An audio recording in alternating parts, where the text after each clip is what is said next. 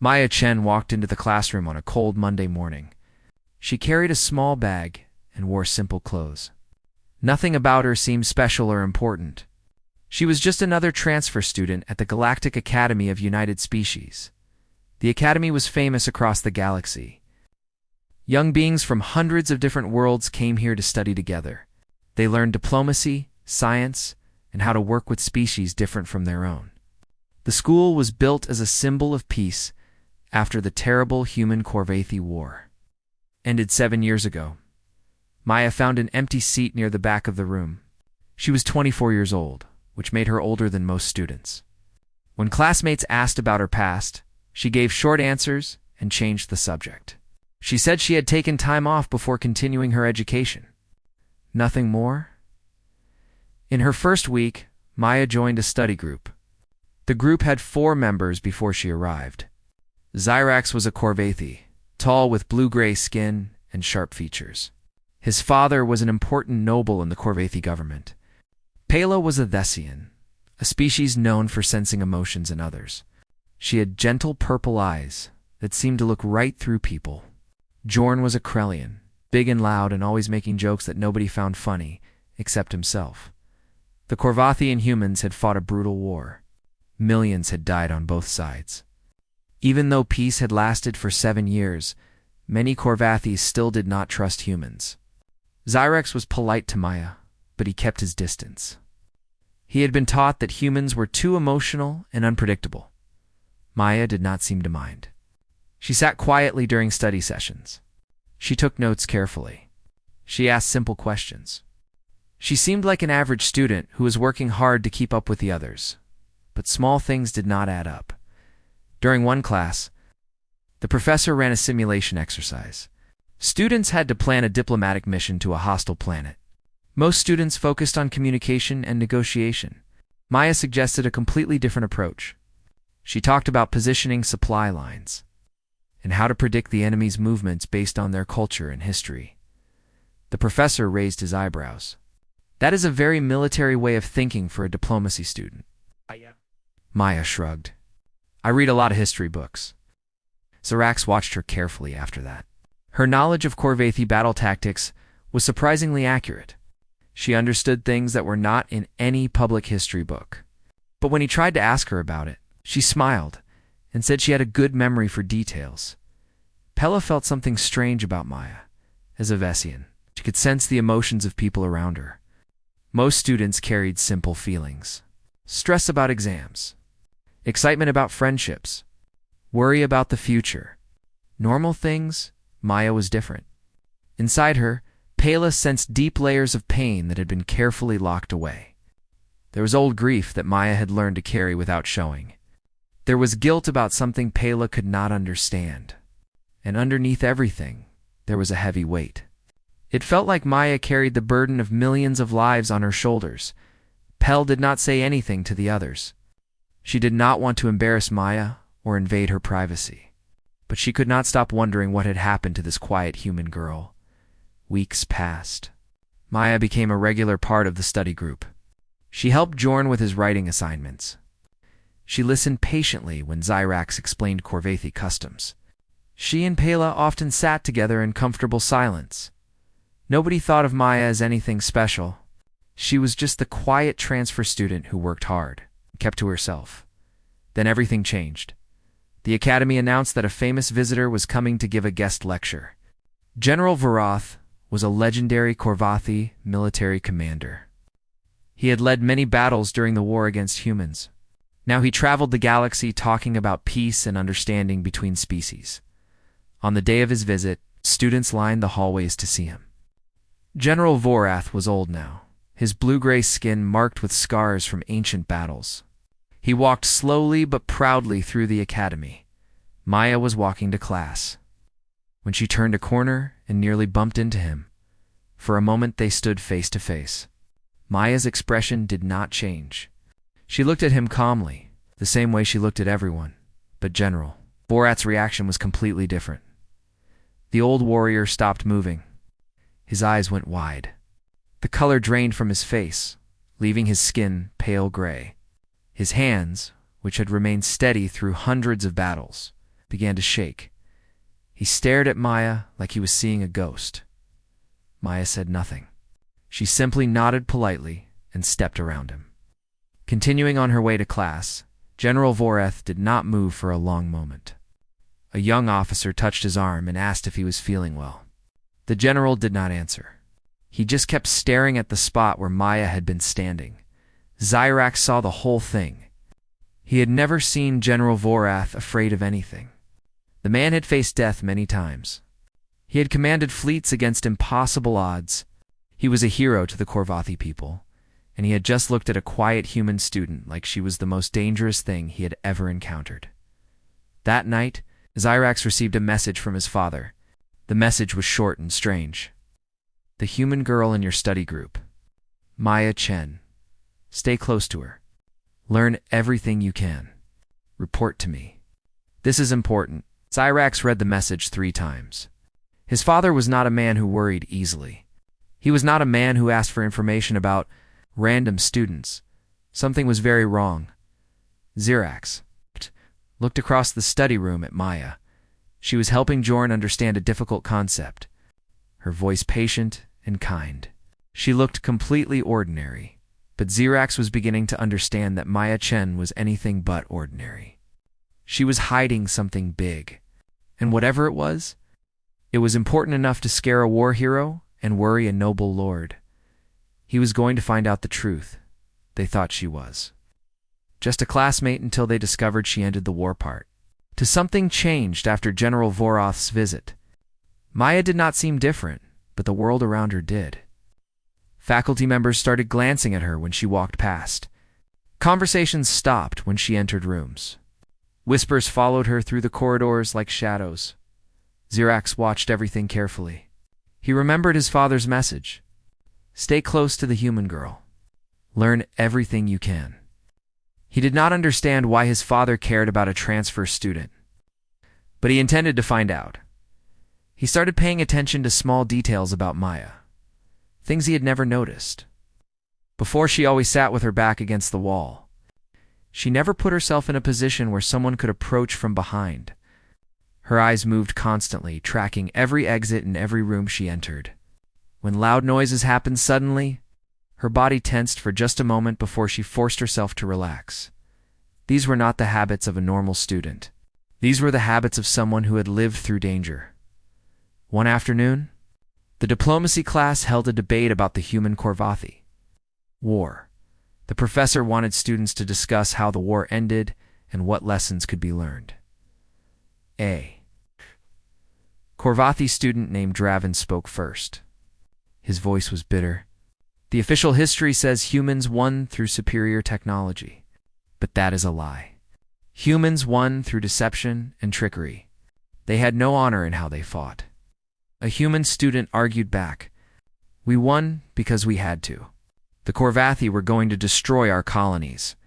We did what was necessary to survive. The debate grew heated.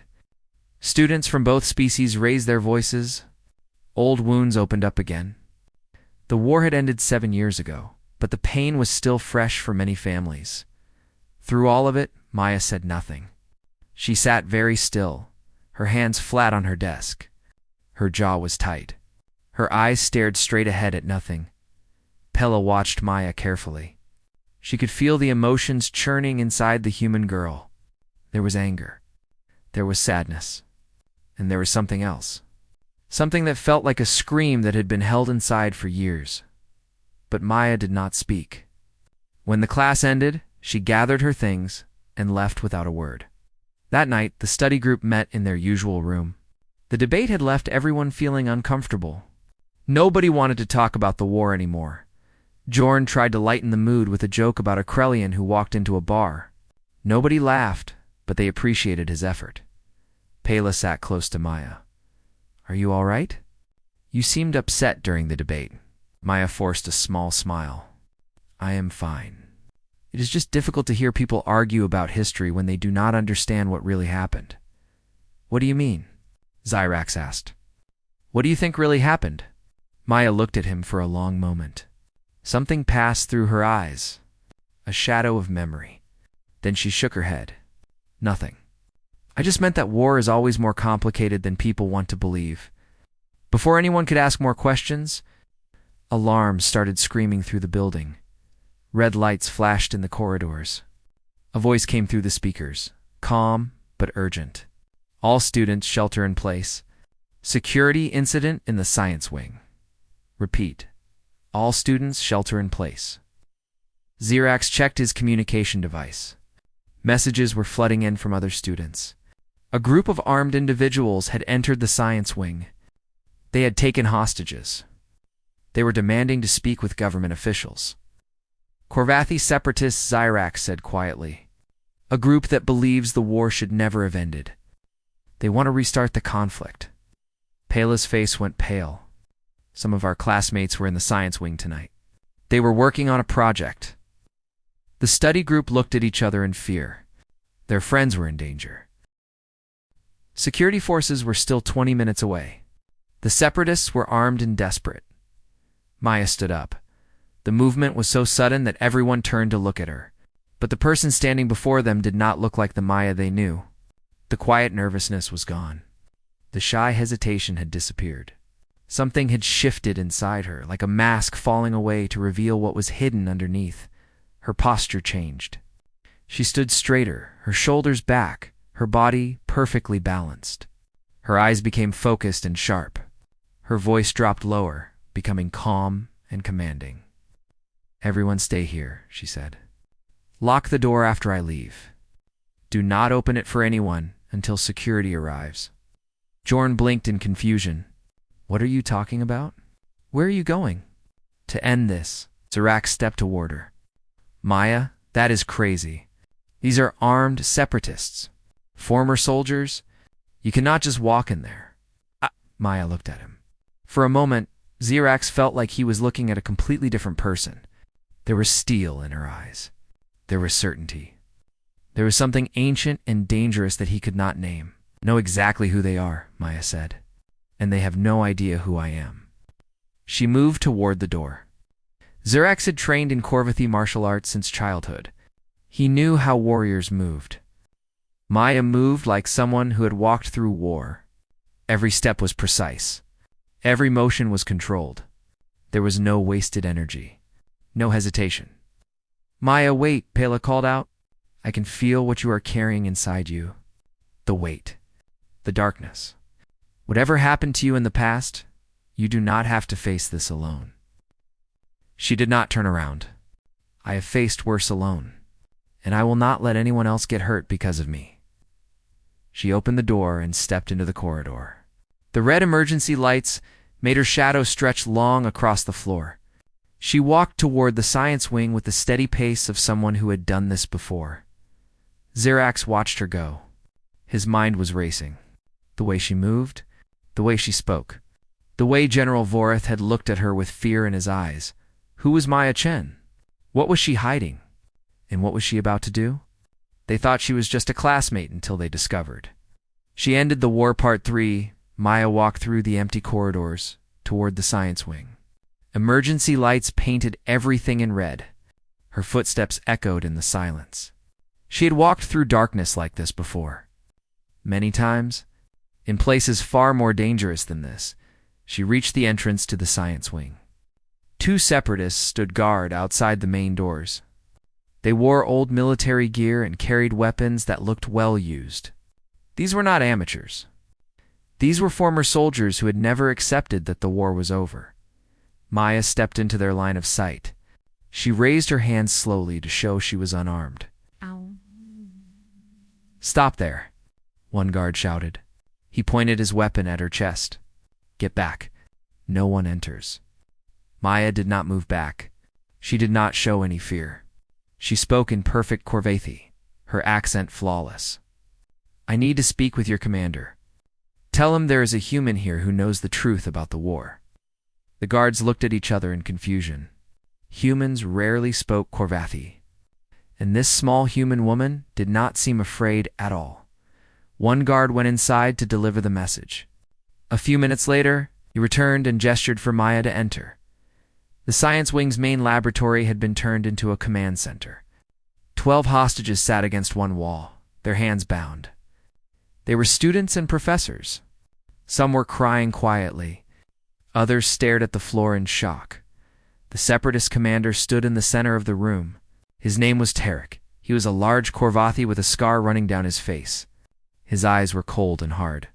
He had lost his entire family during the war. He had never forgiven humanity for surviving. "Human who speaks our language," Tarek said slowly. "How interesting. And why should I not kill you right now?" Maya walked forward calmly. She stopped a few meters away from Tarek, close enough to talk, far enough to be seen by everyone in the room. "Because I have information you want," she said. "And because killing me would be a mistake you cannot take back?" Tarek laughed. It was not a pleasant sound. "You think highly of yourself for such a small creature. What information could you possibly have?" Maya tilted her head slightly. "Tell me, Commander Tarek, during the war, did you ever hear stories about a human the soldiers called the Ghost?" The room went silent. Even the crying hostages stopped to listen. Tarek's expression changed. The cruel amusement faded from his eyes. Something else replaced it. Something that looked like old fear. "The Ghost was a myth," he said, but his voice was less certain than before. "A story humans invented to frighten us. Was it?" Maya asked. "Let me tell you what the myth supposedly did. The Ghost broke your military codes within 3 months, predicted your fleet movements before your own admirals knew them, identified weaknesses in battle formations that had been used for generations." She began walking slowly around the room. Every Separatist watched her with growing unease. The Ghost knew which supply lines to cut, which commanders to isolate, which battles to let you win, so that you would make mistakes in bigger ones. Maya's voice was calm, almost gentle. The Ghosts never fired a weapon, never flew a ship. But somehow this myth turned a war the Korvathi were winning into a war they could not continue. Tarek's hand moved toward his weapon. "How do you know these things?" Maya stopped walking. She faced Tarek directly. "I know them because I did them. I was the Ghost. I was 16 years old when I broke your codes. 17 when I designed the final strategy that ended the war." The words hung in the air like thunder after lightning. One of the younger Separatists raised his weapon. "She is lying. Kill her." "Wait," Tarek held up his hand. He stared at Maya with new eyes. "During the Battle of Korvath Prime, we received orders to retreat. The orders used correct codes, correct protocols. But the orders were false. They came from the humans. 8,000 soldiers retreated into an ambush. I wrote those orders," Maya said. "I learned your command structure, your code phrases, the way your officers spoke. I became something your own soldiers could not recognize as the enemy. My brother was at Korvath Prime." Tarek's voice shook. "He died in that ambush." "I know." Maya's voice was soft now, filled with sorrow. "His name was Varric. He was 23 years old. He had just become a father. His daughter's name was Sira." Tarek's weapon came up. His hand trembled. "You know his daughter's name?" "I learned everything I could about the people I was fighting. Not because I wanted to kill them, because I wanted to understand them."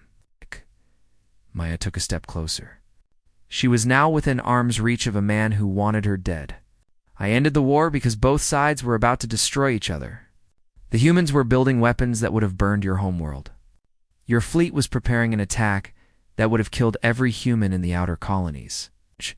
She looked around at all the Separatists, at the hostages, at the fear and anger and pain in the room. "I made a choice. I chose to end the war in a way that let both species survive. Your brother died, and I carry that weight every single day. But his daughter grew up in a universe where peace was possible, where she could become something other than a soldier." Tears were streaming down Tarek's face. His weapon was still pointed at Maya, but his hand was shaking badly. "Why are you here?" he whispered. "Why'd you come to this school?"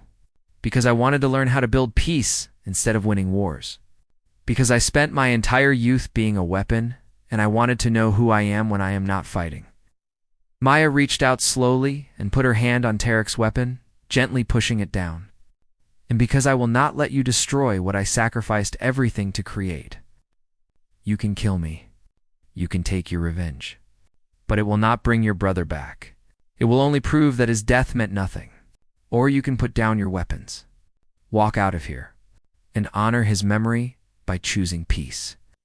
The room held its breath. Tarek closed his eyes. A sob escaped his throat. The weapon fell from his hands and clattered to the floor. One by one, the other separatists lowered their weapons. Maya helped untie the hostages with steady hands. When security forces finally arrived, they found the separatists sitting quietly with their hands raised. But the story did not end there, because the Academy's security cameras had recorded everything. And within minutes, the footage was spreading across every network in the galaxy. Everyone had seen. Everyone had heard. The quiet transfer student named Maya Chen was the ghost, the most feared human strategist of the war, the mind that had brought the Korvathi Empire to its knees. And she had been sitting in class pretending to struggle with homework. They thought she was just a classmate until they discovered she ended the war Part 4. The news spread like fire through dry grass. Within hours, Maya Chen's face was on every screen across the galaxy. The ghost had been found. The mysterious strategist who ended the human Korvathi, or was a young woman who had been hiding as a student. Maya sat alone in her small dormitory room. Outside her window, she could see news drones circling the academy. Reporters from dozens of worlds had arrived. Everyone wanted a glimpse of the legendary ghost. She had spent 7 years running from her past, building a new identity, trying to become someone ordinary. Now that was all gone. A knock came at her door. She knew who it would be before she opened it.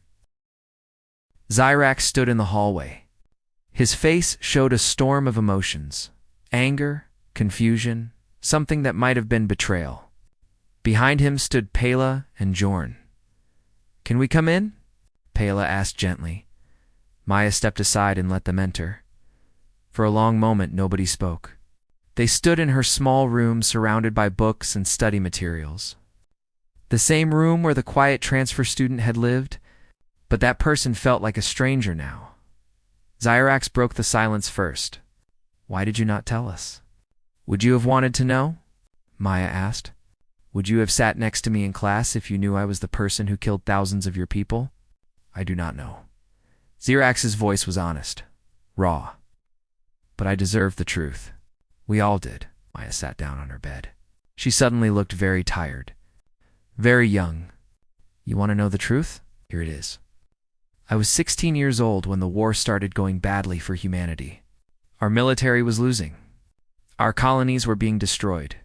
Someone discovered that I had a gift for seeing patterns, for predicting what would happen next."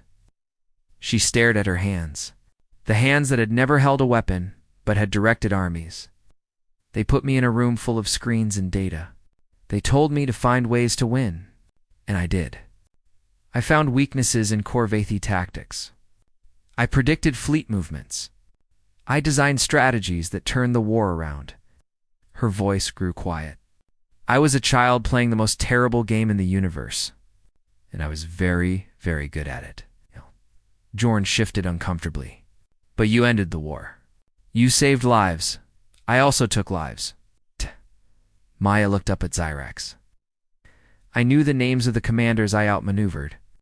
I studied their families, their histories, their hopes. I knew them better than their own friends did. And then I designed their defeats." Zyrax's jaw tightened. "My uncle died at the Battle of the Varan Nebula." "Was that you?" Maya did not look away from his eyes. "Yes. I predicted your fleet would try to flank our position. I suggested the counter-strategy that stopped them. 3 Korvathi ships were destroyed. 742 soldiers died, including Commander Draxus, your uncle." The words hit Zyrax like physical blows. He stumbled back a step. "But," Maya continued, "if that battle had gone differently, your fleet would have reached the human colony on Viren 3. 40,000 civilians lived there, including children, including families. I made a choice.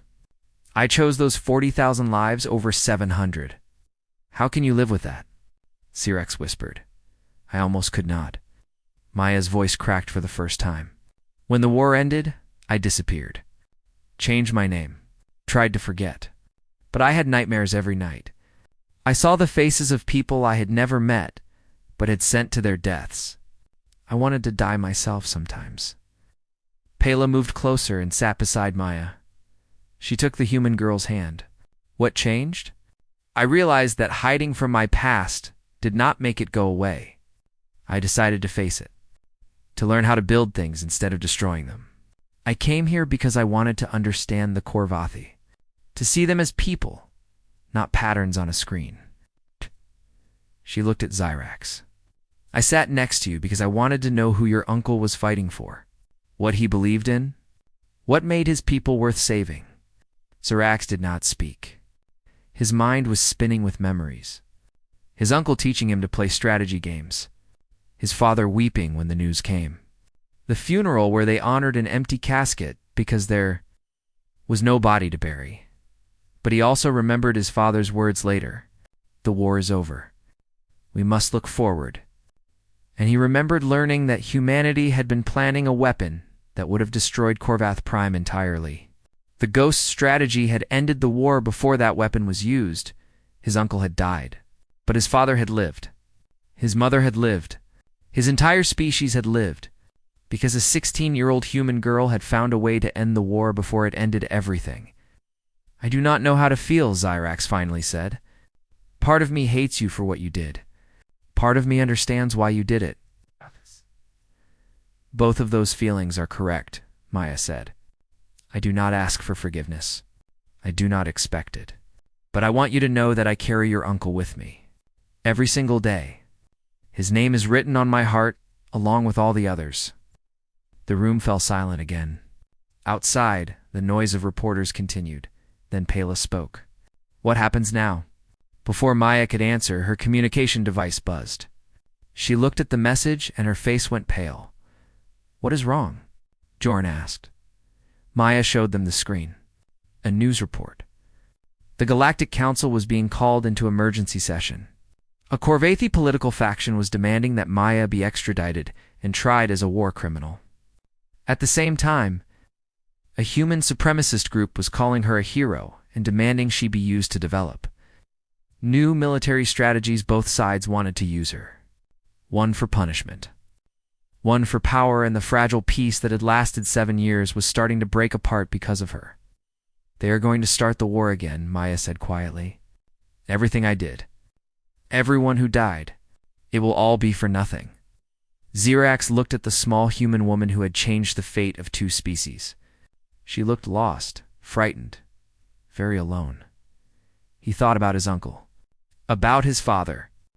About all the Korvathi children who had grown up in peace because the war had ended. He made a decision. Xyrax said firmly. They will not start another war. Not if we stop them. Maya looked at him in surprise. We, Xyrax nodded. You ended the war alone. You do not have to save the peace alone. We are going to help you. Pela squeezed Maya's hand. Jorn cracked his knuckles with determination. For the first time in 7 years, Maya. Chen felt something she had almost forgotten. Hope, they thought she was. Just a classmate until they discovered she ended the war part. 5. The Galactic Council chamber was the largest room Maya had ever seen. Representatives from hundreds of worlds sat in rising circles around a central platform. Cameras from every corner of the galaxy pointed at the same spot. Billions of beings were watching. Maya stood at the center, feeling very small. On one side of the chamber, the Korvathi faction that wanted her punished sat in dark robes. Their leader was a politician named Vorn, who had built his career on anger about the war. He wanted Maya tried as a criminal. He wanted humanity humiliated. On the other side, the human supremacist faction wore military medals and spoke of glory. Their leader was a general who believed the war should never have ended. He wanted Maya to become a symbol, a weapon, a reason to fight again. Both sides wanted to use her. Neither side cared about the truth. Maya's friends sat in the gallery above. Xyrax had fought to be allowed inside. He had argued with his father for hours. In the end, Lord Draxus had agreed to let his son attend. He wanted to see what would happen. The council chairman called for order. We are here to decide the fate of Maya Chen. Known during the human Korvathi War as the Ghost, two factions have made claims upon her. We will hear their arguments. Vorn stood first. His voice was full of practiced outrage. This human destroyed Korvathi ships through deception. She sent false orders that led our soldiers into ambushes. She is a war criminal who hid from justice for 7 years. She must face trial for her crimes. The human general stood next. Maya Chen is a hero who saved humanity from extinction. Her brilliant strategies ended a war we were losing. She should be honored, protected, and yes, she should serve humanity again. We face new threats. We need the ghost.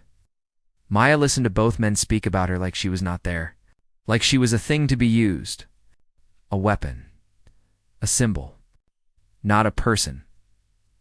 When they finished, the chairman turned to her. Maya Chen, you may speak in your own defense. Maya looked up at the thousands of faces watching her. She had spent years hiding, years being afraid, years carrying guilt alone, no more. I am not going to defend my actions during the war, she said. Her voice was quiet but clear. I am not going to explain my strategies or justify my choices. If you want to understand what I did, read the historical records. I am here to talk about something more important. She turned slowly, looking at representatives from both species. I was 16 years old when they put me in a room and told me to win a war. I was a child. I should have been in school. I should have been worrying about exams and friendships and what I wanted to be when I grew up. Instead, I learned the names of soldiers I would never meet, so I could predict how to defeat them. Her voice grew stronger. I did not ask for this gift. I did not want it. But I had it, and people were dying, and I was told that I could stop it. So I did the only thing I knew how to do. I found patterns. I solved problems. I ended the war. She looked at Vorn. Call me a criminal? You say I deceived your soldiers? You're right. I did. I lied and manipulated and tricked people into dying. And every single one of those deaths is carved into my memory. I know their names. I know their families. I carry them with me everywhere I go. Then she looked at the human general. You call me a hero? You want to use me again? To make me a weapon against new enemies. But I am not a weapon. I am a person, and I have spent 7 years trying to learn how to be something other than what you made me. Maya's voice filled the great chamber. I came to the academy because I wanted to understand the people I fought against. I wanted to see Korvathi students laugh and argue and dream about their futures. I wanted to know what we were all fighting for. She paused, took a breath. Do you know what I learned? I learned that Korvathi children are afraid of the dark, just like human children. I learned that they love their parents and miss their homes. I learned that a young Korvathi man named Zyrax has nightmares about losing his family the same way. I have nightmares about the things I did. Up in the gallery, Zyrax felt tears forming in his eyes. The war ended because I made it end. But peace will not last because of anything I did. Peace lasts because every single day, beings from both species choose not to hate each other. They choose to trade instead of fight. They choose to talk instead of kill. They choose their children's future over their parents' anger. Her voice rang out with power she did not know she had. I ended one war. I will not let you start another. Not in my name. Not in my uncle's name. Not in anyone's name. If you want to judge me for who I am now.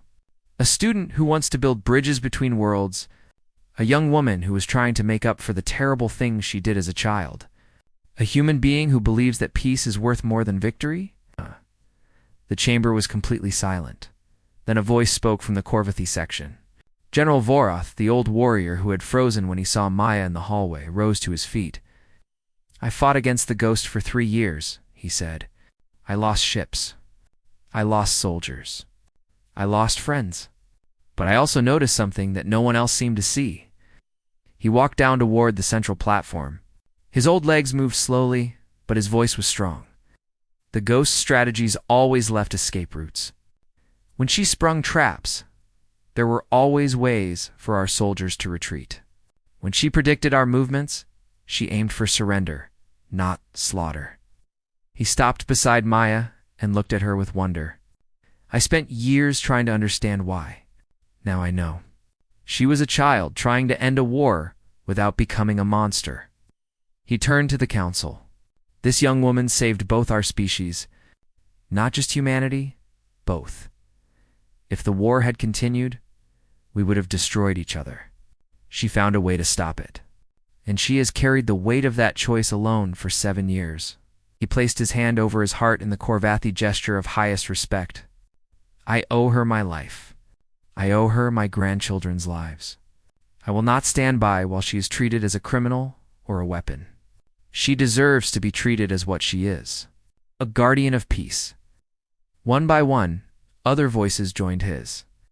Korvathi veterans who had survived because the war ended. Human diplomats who had built careers on the peace Maya created. Teachers and scientists and ordinary beings who had raised families in a galaxy without war. The vote was not even close. Maya. Chen was granted protected status as a guardian of peace.